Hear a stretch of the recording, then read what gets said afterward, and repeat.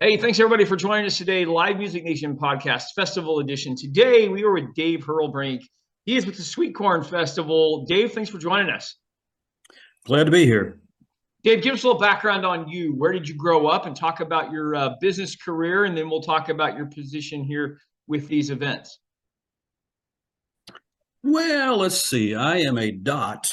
Grew up, born and raised here in Wyandotte County on a farm, basically in town.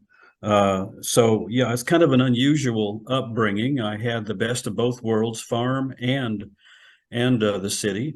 Uh, Graduated from Washington High School, went to Kansas City, Kansas Community College, went to Kansas State University, got a degree. Went to work for International Harvester Farm Tractor Company for a while and discovered I hated big corporate life. Just absolutely detested it. So left there, found a job, and been working in small business clear up until about 2018 when I sold my business to my kids, and I'm retired. Perfect, perfect. Tell us about the organization that runs these events. Well, there's two organizations really that do the Sweet Corn Festival. Okay. The one is called After the Harvest. They come in after the nice looking crop has been harvested and gleaned, and pick what's left, and send that over to places like harvesters and other various food banks around the community here. I think they say they donate to over 300 different food banks. Oh, wow, And fantastic. and we just kind of thought this is kind of a good fit between the ag hall, agriculture, and feeding people. So we got involved with them, and we're basically providing the venue and some of the old agriculture stuff for them to show off when they do their sweet corn festival. And yeah, it's the first time, and they say if you have an event like that and you break even the first time, you're doing pretty good. Well, Yeah, yeah. we did a little better than break even, so that's a good thing. Good, good. Now you mentioned a prior event to Sweet Corn Festival. Was it Barnyard Babies? Is that what you called it? Yeah, that's the name we put on it. It's basically a family festival. Well, bring the kids out. We've got farm animals, we've got baby animals, we've got crafts, we got the train ride, we have food trucks, Yep. the old farm machinery. Some of the guys with the old John Deere two cylinders bring them out, the two cylinder club. Right. Uh, just a lot of family friendly activities so that kids can come out and maybe find out a little bit about agriculture, because I'm sure you know that less than 1% of the population of the United States is involved in agriculture. That means we have 99% of the population to educate. Yeah, no, for sure, for sure. All right, so I always like to ask these four questions. We'll talk specifically about the Sweet Corn Festival, but I wanted to make sure we talk about the others as well. So what does Sweet Corn Festival look like? That's question number one. Sweet Corn Festival looks like a ton and a half truck full of sweet corn, ears of sweet corn, and a gigantic uh, barbecue grill, basically to roast on them. We can probably put 5 dozen, 6 dozen ears of corn on a giant barbecue grill, roast them, and then you hand them off. And I think one of the things that I remember the most from that day is we had a couple of high school girls volunteering to help with the event, and they were the ones in charge of taking the ear of corn and getting the butter smeared all over it.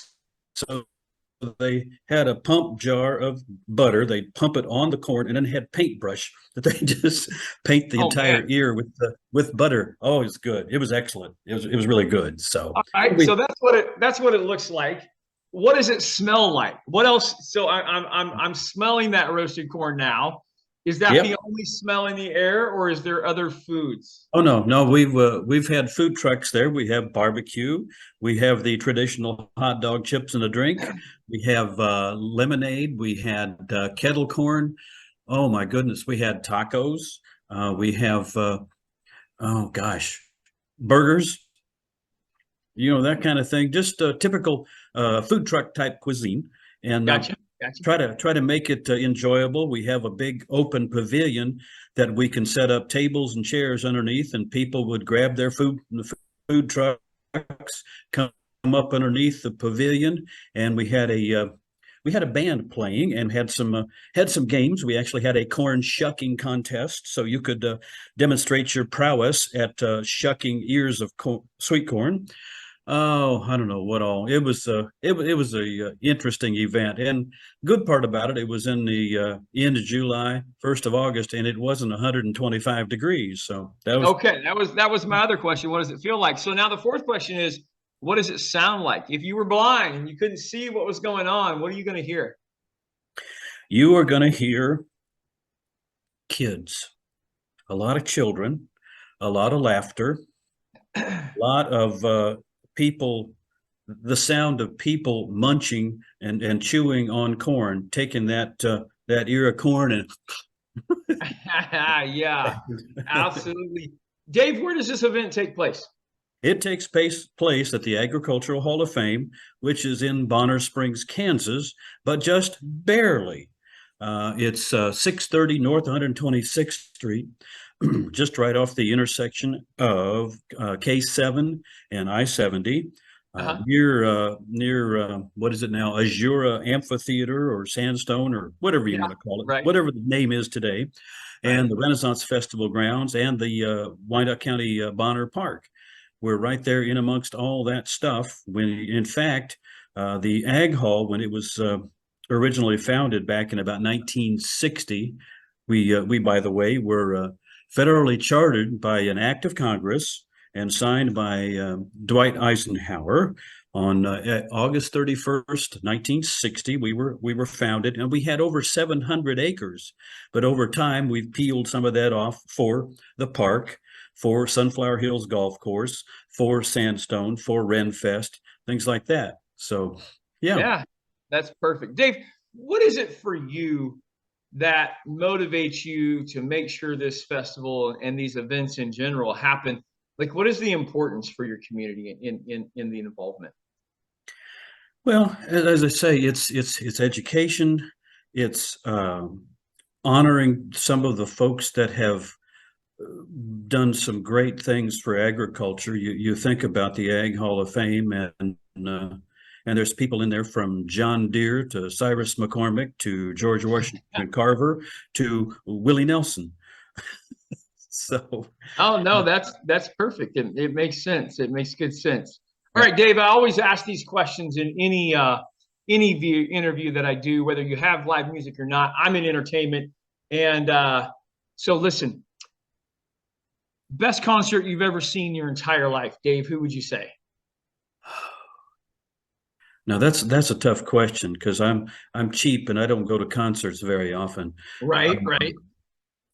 You know, probably one of the best ones I ever saw. I was in college. Now that's a long time ago, I have to admit, over 50 years. But there used to be a group called Chase, Okay. and it was founded by a guy by the name of Bill Chase, and he was a trumpet player in a lot of the jazz bands of the time. But he decided that it would be really good to have a group of basically a rhythm section, but 5 trumpets, and it was awesome. No, that's cool. All right, so let's talk about you could bring one act to Sweet Corn Festival, dead or alive. Money's not an issue, but to bring everybody and increase their knowledge about agriculture, you could bring one act, dead or alive. Who are you going to bring? Willie Nelson. Oh, Willie, you mentioned his name earlier. I figured you were going there. That would be fantastic as it goes through there. Awesome. Yep. Awesome. Dave Hurrelbrink, thank you for joining us today. Live Music Nation podcast. Thanks for being our guest. Okay. Well, baby, I'm on it with a bottle of wine.